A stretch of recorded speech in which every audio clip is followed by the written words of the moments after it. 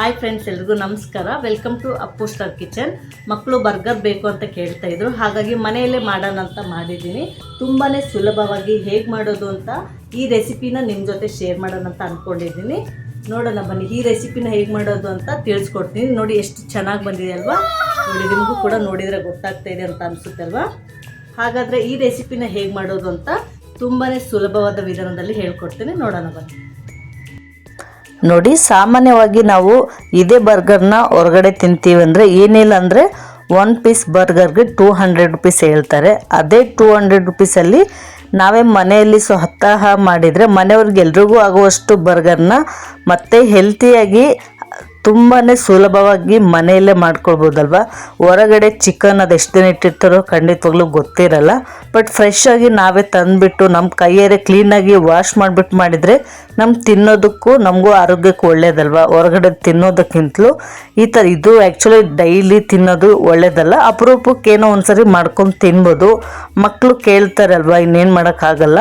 ಅಪರೂಪಕ್ಕೊಂದ್ಸರಿ ಮಾಡಿದರೆ ಓಕೆ.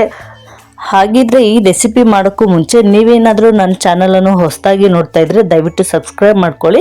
ಹಾಗೆ ಪಕ್ಕದಲ್ಲಿರುವಂಥ bell icon press ಮಾಡಿ. ಹೀಗೆ ಮಾಡೋದ್ರಿಂದ ನಾನು ಮುಂದೆ ಅಪ್ಲೋಡ್ ಮಾಡುವಂಥ ವೀಡಿಯೋಸ್ನ ನೀವೇ ಮೊದಲು ನೋಡ್ಬೋದು. ಈಗ ಮಾಡುವ ವಿಧಾನ ನೋಡೋಣ. ಮೊದಲಿಗೆ ಒಂದು ಬೌಲ್ನ ತೆಗೆದುಕೊಂಡು ನಾನಿಲ್ಲಿ ಬ್ರೆಡ್ ಪೀಸ್ನ ತೊಗೊಳ್ತಾ ಇದ್ದೀನಿ. ಈ ಥರ ಮುರಿದ್ಬಿಟ್ಟು ಇದಕ್ಕೆ ಒಂದು 2 ಸ್ಪೂನ್ ಆಗೋಷ್ಟು ಹಾಲನ್ನ ಹಾಕ್ಕೊಳ್ತಾ ಇದ್ದೀನಿ.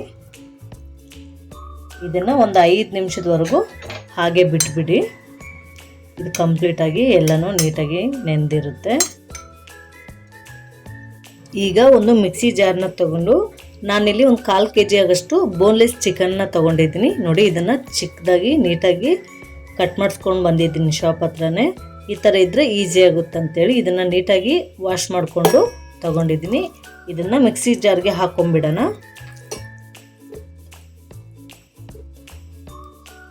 ನೋಡಿ, ಜೊತೆಗೆ 1-2 ಹಸಿಮೆಣಸಿನ್ಕಾಯಿನ ಹಾಕ್ಕೊಳ್ತಾ ಇದ್ದೀನಿ. ನೀವು ಖಾರಕ್ಕೆ ನೋಡ್ಕೊಂಡು ಹಾಕ್ಕೊಳ್ಳಿ. ಹಾಗೆ ಜೊತೆಗೆ ಸ್ವಲ್ಪ ಶುಂಠಿನೂ ಕೂಡ ಹಾಕ್ಕೊಳ್ತಾ ಇದ್ದೀನಿ. ಹಾಗೆ 5-6 ಬೆಳ್ಳುಳ್ಳಿ ಹೆಸಳನ್ನು ಕೂಡ ಕಟ್ ಮಾಡಿ ಹಾಕ್ಕೊಳ್ತಾ ಇದ್ದೀನಿ. ಈಗ ಇದಕ್ಕೆ ಒಂದು ಅರ್ಧ ಸ್ಪೂನ್ ಆಗೋಷ್ಟು ಉಪ್ಪನ್ನ ಸೇರಿಸ್ಕೊಳ್ತಾ ಇದ್ದೀನಿ. ಸಾಲ್ಟನ್ನ ನೋಡ್ಕೊಂಡು ಸೇರಿಸ್ಕೊಂಬಿಡಿ. ಆಮೇಲೆ ಟೇಸ್ಟ್ ನೋಡಿಬಿಟ್ಟು ಬೇಕಾದರೆ ಇನ್ನೂ ಸ್ವಲ್ಪ ಹಾಕ್ಕೊಳ್ಬೋದು, ಜಾಸ್ತಿ ಆದರೆ ಕಷ್ಟ.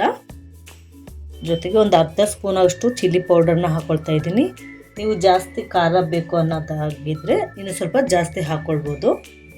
ಜೊತೆಗೆ 1/4 ಸ್ಪೂನ್ ಆಗೋಷ್ಟು ಪೆಪ್ಪರ್ ಪುಡಿನ ಹಾಕ್ಕೊಳ್ತಾ ಇದ್ದೀನಿ. ಇದೆಲ್ಲ ಹಾಕೋದ್ರಿಂದ ಖಾರ ಪುಡಿನ ನೋಡ್ಕೊಂಡು ಹಾಕ್ಕೊಂಬಿಡಿ, ಇಲ್ಲಾಂದರೆ ಖಾರ ಜಾಸ್ತಿ ಆಗಿಬಿಡುತ್ತೆ. ನೋಡಿ, ನಾನಿಲ್ಲಿ 2 ಮೊಟ್ಟೆನ ಚೆನ್ನಾಗಿ ಬೈಂಡ್ ಮಾಡಿ ಇಟ್ಟಿದ್ದೀನಿ. ಇದಕ್ಕೆ ಒಂದು ಅರ್ಧ ಮೊಟ್ಟೆ ಹಾಕ್ಕೊಳ್ಳಿ ಸಾಕು, ಜಾಸ್ತಿ ಬೇಡ. ಯಾಕಂದರೆ 1/4 kg ಚಿಕನ್ ತೊಗೊಂಡಿರೋದ್ರಿಂದ ಸ್ವಲ್ಪ ಹಾಕಿದರೆ ಸಾಕಾಗುತ್ತೆ. ನೋಡಿ, ಆವಾಗಲೇ ನೆನೆಸಿಟ್ಟಿರುವಂಥ ಬ್ರೆಡ್ನು ಕೂಡ ಹಾಲಲ್ಲೇ ನೆನೆಸಿಕ್ಕಿದ್ವಲ್ವ, ಇದನ್ನು ಕೂಡ ಹಾಕ್ಕೊಂಬಿಡೋಣ. ಇದೆರಡು ಸೇರಿಸೋದ್ರಿಂದ ಚಿಕನ್ ಕಟ್ಲೆಟ್ ತುಂಬಾ ಚೆನ್ನಾಗಿ ಬರುತ್ತೆ. ಈಗ ಇದನ್ನು ಗ್ರೈಂಡ್ ಮಾಡ್ಕೊಂಬರೋಣ. ಆನ್ ಆಫ್ ಮಾಡಿ ಗ್ರೈಂಡ್ ಮಾಡ್ಕೊಂಬಿಡಿ.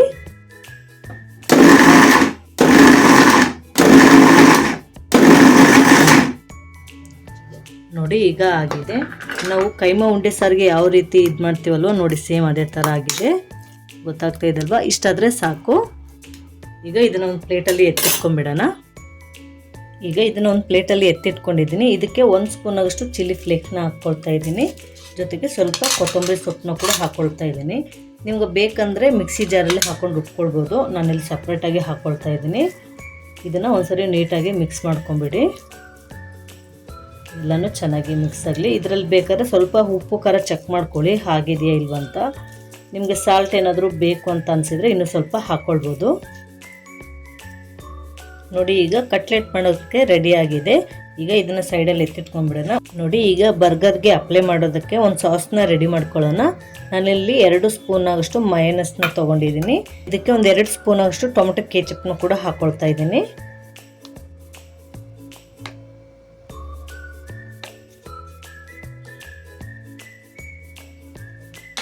ಜೊತೆಗೆ ಲೆಟ್ಟಸ್ ಲೀವ್ಸ್ನೂ ಕೂಡ ಹಾಕ್ಕೊಳ್ತಾ ಇದ್ದೀನಿ. ನಿಮಗೆ ಇದ್ರೆ ಮಾತ್ರ ಹಾಕ್ಕೊಳ್ರಿ, ಇಲ್ಲಾಂದರೆ ಪರವಾಗಿಲ್ಲ, ಆಪ್ಷನಲ್. ಹಾಕ್ಕೊಳ್ಳೇಬೇಕಂತ ಏನಿಲ್ಲ. ಒಂದು 3-4 ಸ್ಪೂನ್ ಹಾಕ್ಕೊಳ್ಳಿ ಸಾಕು, ಜಾಸ್ತಿ ಬೇಡ.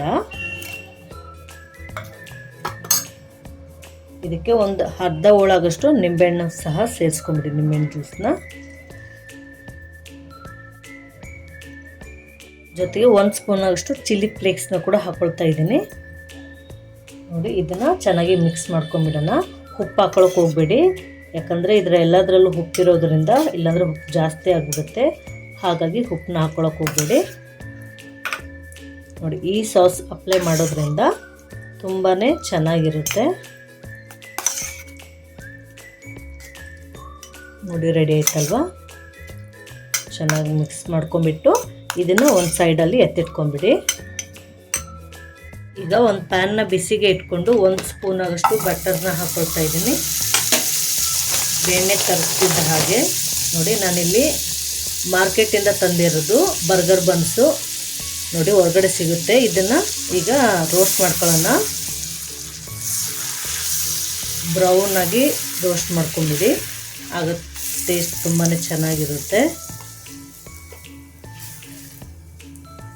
ಫ್ಲೇಮ್ನ ಮೀಡಿಯಮಲ್ಲಿಟ್ಟು ರೋಸ್ಟ್ ಮಾಡ್ಕೊಂಬಿಡಿ.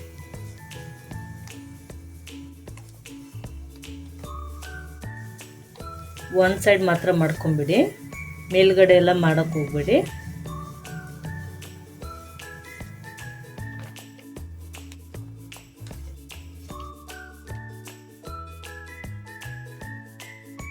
ನೋಡಿ, ಈಗ ಎರಡೂ ರೋಸ್ಟ್ ಆಗಿದೆ.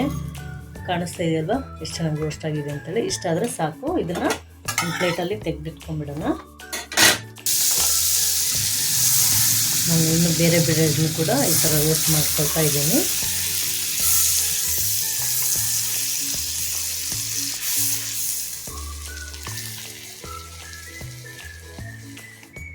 ಈಗ ಇದು ಕೂಡ ರೋಸ್ಟ್ ಆಗಿದೆ, ಕಾಣಿಸ್ತಾ ಇದೆಯಲ್ವಾ? ಈಗ ಇದನ್ನು ಕೂಡ ಎತ್ತಿಟ್ಕೊಂಡ್ಬಿಡೋಣ. ಈಗ ಚಿಕನ್ ಕಟ್ಲೆಟ್ ಮಾಡೋದಕ್ಕೆ ಬೇಕಾಗುವಂಥ ಪದಾರ್ಥಗಳು ನೋಡಿ. ಇದು ಗ್ರೈಂಡ್ ಮಾಡಿ ಇಟ್ಕೊಂಡಿರುವಂಥ ಚಿಕನ್ನು, ಹಾಗೆ ಸ್ವಲ್ಪ ಮೈದಾ ಹಿಟ್ಟು ಮತ್ತು 2 ಮೊಟ್ಟೆನ ಗ್ರೈಂಡ್ ಮಾಡಿ ಇಟ್ಕೊಂಡಿದ್ದೀನಿ. Bread crumbs. ಈಗ ಕೈಗೆ ಸ್ವಲ್ಪ ಎಣ್ಣೆನ ಹಚ್ಕೊಂಡ್ಬಿಟ್ಟು ಈಗ ಚಿಕನ್ನ ತಗೊಳ್ಳೋಣ. ನಿಮಗೆ ನೋಡಿ ಯಾವ ಸೈಜಲ್ಲಿ ಬೇಕೋ, ದೊಡ್ಡದು ಅಥವಾ ಚಿಕ್ಕದು ಯಾವುದಾದ್ರೂ ಮಾಡ್ಕೊಳ್ಬೋದು. ನಿಮ್ಗೆ ಯಾವ ಸೈಜಲ್ಲಿ ಇಷ್ಟ ಆಗುತ್ತೆ ಆ ಸೈಜಲ್ಲಿ ಕಟ್ಲೆಟ್ನ ರೆಡಿ ಮಾಡ್ಕೊಳ್ಳೋಣ.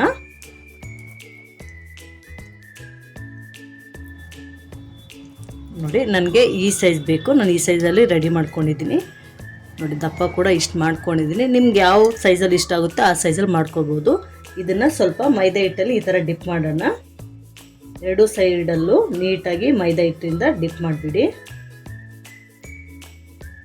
ಹುಷಾರಾಗಿ ಮಾಡಿ.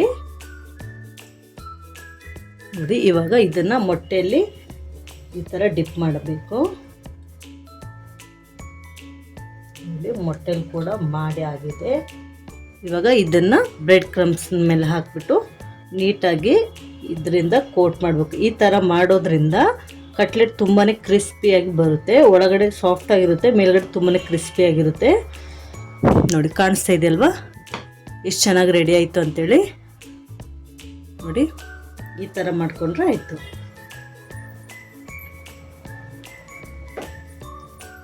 ಈಗ ಮತ್ತೊಂದು ಕೂಡ ಸೇಮ್ ಅದೇ ರೀತಿ ಮಾಡ್ಕೊಳ್ಳೋಣ. ಅದನ್ನು ಕೂಡ ತೋರಿಸ್ಕೊಡ್ತಾ ಇದ್ದೀನಿ.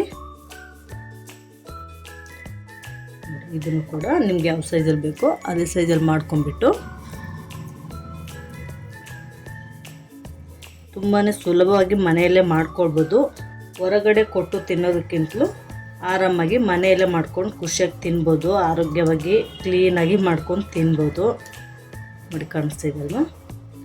ಇದನ್ನು ಕೂಡ ಸೇಮ್ ಮೈದಾ ಹಿಟ್ಟಲ್ಲಿ ಈ ಥರ ಡಿಪ್ ಮಾಡಿಬಿಟ್ಟು ಇದನ್ನು ಮೊಟ್ಟೆಯಲ್ಲಿ ಹಾಕಿಬಿಟ್ಟು ಮೊಟ್ಟೆಯಿಂದ ಒಂದು ಸರಿ ಕೋಟ್ ಮಾಡಿಬಿಟ್ಟು ಹುಷಾರಾಗಿ ಮಾಡಿ. ಆದರೆ ಈಗ ಇದನ್ನು ಬ್ರೆಡ್ ಕ್ರಮ್ಸಲ್ಲಿ ಹಾಕ್ಬಿಟ್ಟು ನೀಟಾಗಿ ಬ್ರೆಡ್ ಕ್ರಮ್ಸ್ ನೀಟಾಗಿ ಅಂಟೋ ಥರ ನೋಡಿ 2 ಸೈಡೂ ನೀಟಾಗಿ ಕೋಟ್ ಮಾಡ್ಕೊಳ್ಬೇಕು. ನೋಡಿ, ಕಾಣಿಸ್ತಾ ಇದೆಯಲ್ವಾ? ನೋಡಿ, ಎಷ್ಟು ಚೆನ್ನಾಗಿ ರೆಡಿ ಆಯ್ತಲ್ವಾ?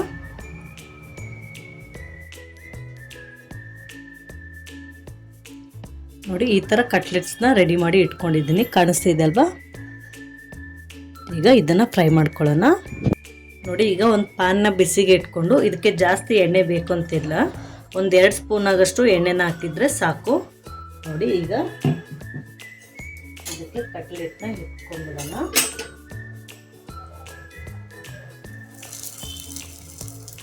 ಹುಷಾರಾಗಿ ಇದು ಮಾಡಿ, ಇಲ್ಲಾಂದರೆ ಕೈ ಸುಡುತ್ತೆ, ಬಿಸಿ ಇರುತ್ತಲ್ವ.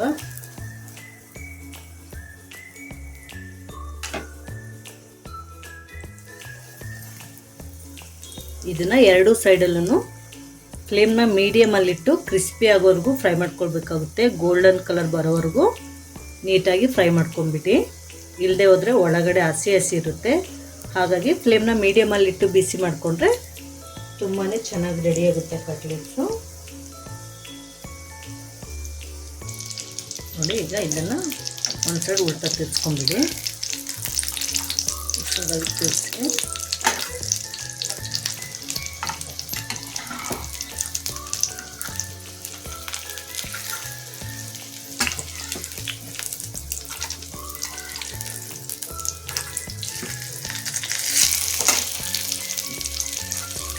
ಎರಡು ಸೈಡಲ್ಲೂ ನೀಟಾಗಿ ಕ್ರಿಸ್ಪಿ ಆಗೋರು ಫ್ರೈ ಮಾಡ್ಕೊಳ್ಬೇಕು. ನೋಡಿ ಎಷ್ಟು ಚೆನ್ನಾಗಿ ಫ್ರೈ ಆಗಿದೆ ಅಲ್ವಾ. ನೋಡಿ ಈಗ ಬಿಸಿ ಬಿಸಿಯಾಗಿರುವಂಥ ಕಟ್ಲೆಟ್ ಮೇಲೆ ನಾನು ಚೀಸ್ನ ಹಾಕ್ಕೊಳ್ತಾ ಇದ್ದೀನಿ.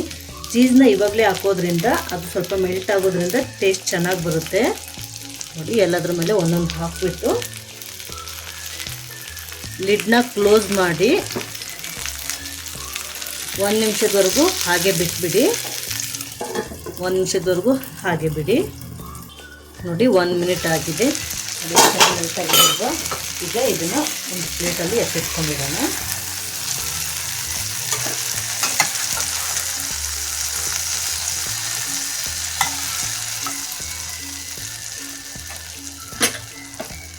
ನೋಡಿ ಚಿಕನ್ ಕಟ್ಲೆಟ್ ರೆಡಿ ಆಯ್ತಲ್ವಾ. ನೋಡಿ ಈಗ ಬರ್ಗರ್ನ ರೆಡಿ ಮಾಡೋಣ. ನೋಡಿ ಬರ್ಗರ್ ಬನ್ಗೆ 1-2 ಸ್ಪೂನ್ ಆಗಷ್ಟು ಮೈನಸ್ನ ಅಪ್ಲೈ ಮಾಡ್ತಾಯಿದ್ದೀನಿ. 1 ಸೈಡ್ ಹಚ್ಚಿದ್ರೆ ಸಾಕು, 2 ಸೈಡ್ ಬೇಕಂತ ಏನಿಲ್ಲ. ಈಗ ಇದಕ್ಕೆ ಲೆಟಸ್ ಲೀವ್ಸ್ನ ಇಡ್ತಾಯಿದ್ದೀನಿ. ನಿಮ್ಮ ಹತ್ರ ಇದ್ದರೆ ಇಡಿ, ಇಲ್ಲಾಂದರೆ ಆಪ್ಷನಲ್ಲು, ಇಡಲೇಬೇಕು ಅಂತ ಏನೂ ಇಲ್ಲ. ನೋಡಿ ಇದಕ್ಕೆ 2 ಆನಿಯನ್ಸು, ಹಾಗೆ 2 ಸೌತೆಕಾಯಿನ ಇಡ್ತಾಯಿದ್ದೀನಿ. ನೋಡಿ ಈಗ ಇದಕ್ಕೆ ರೆಡಿ ಮಾಡಿರುವಂಥ ಚಿಕನ್ ಕಟ್ಲೆಟ್ನ ಇಟ್ಕೊಳ್ಳೋಣ. ಈಗ ಇದ್ರ ಮೇಲೆ ನಾವು ಆವಾಗಲೇ ರೆಡಿ ಮಾಡಿದ್ವಲ್ವ, ನೋಡಿ ಆವಾಗಲೇ ರೆಡಿ ಮಾಡಿರುವಂಥ ಸಾಸ್ನ, ಸ್ಪೆಷಲ್ ಆಗಿರುವಂಥ ಸಾಸ್ನ ಅಪ್ಲೈ ಮಾಡ್ತಾ ಇದ್ದೀನಿ.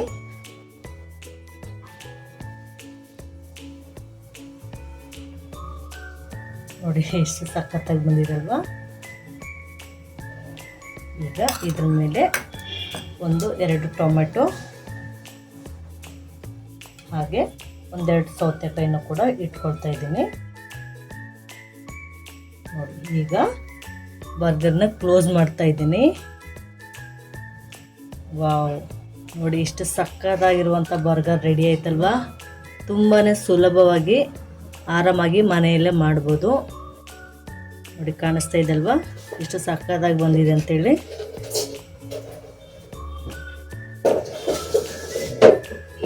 ವಾವ್, ನೋಡಿ ಸೂಪರ್ ಆಗಿದೆ ಅಲ್ವಾ.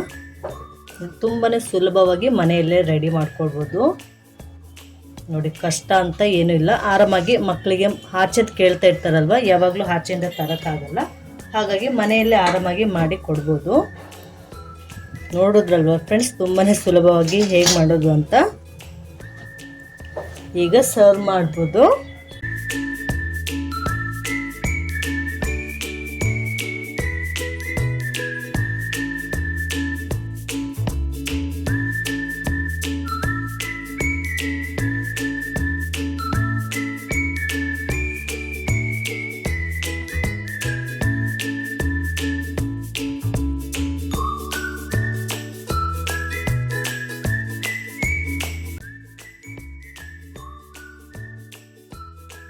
ಹೇಗಿದೆ ಬರ್ಗರು?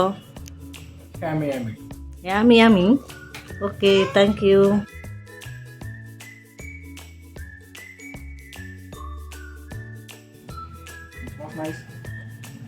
ಓಕೆ.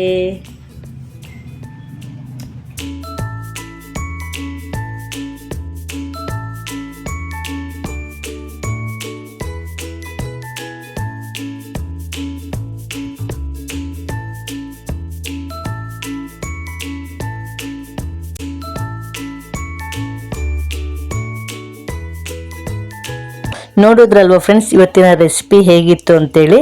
ಈ ರೆಸಿಪಿ ನಿಮಗೂ ಸಹ ಇಷ್ಟ ಆಗಿದೆ ಅಂತ ಅಂದ್ಕೊಳ್ತೀನಿ.